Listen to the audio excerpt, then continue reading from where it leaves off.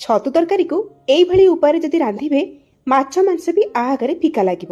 एठी मु 600 ग्राम छतु को भल भाव बाछिकी हलदी पानी रे धोईकी रख पानी तेल गरम करबा सेथिरे 3-4टा आलू को बड़ बड़ खंड रे काटिकी दबा लूण हलदी देकी टिके लाल करके भाजी नबा।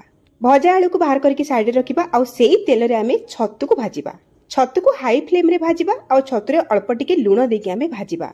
छतु को बेसी भाजीबानी केवल पानी सुखी गला परे आमे छतु को बाहर करनबा प्लेट को।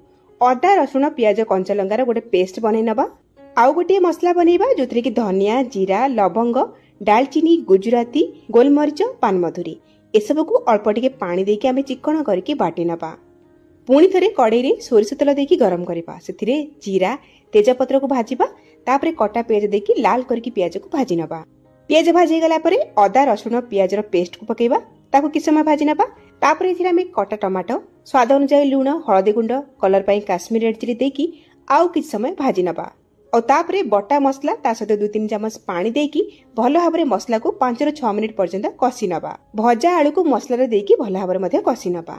मसला भल भाव कषि गला परे भजा छतु को पकेबा आउ टिके गोलेकी कषिबा। और तापरे झोल केते रखिबे सेही हिसाब रे दबा गरम पानी गोळेई नबा। झोल को भल भाव फुटेबा। झोल फुटी गला परे कवर करके 6-7 मिनिट पर्यंत रांधिबा। कटा धनिया पत्र देकी गोळेई नबा। तयारी हेगला देसी स्टाइल रे छतु तरकारी।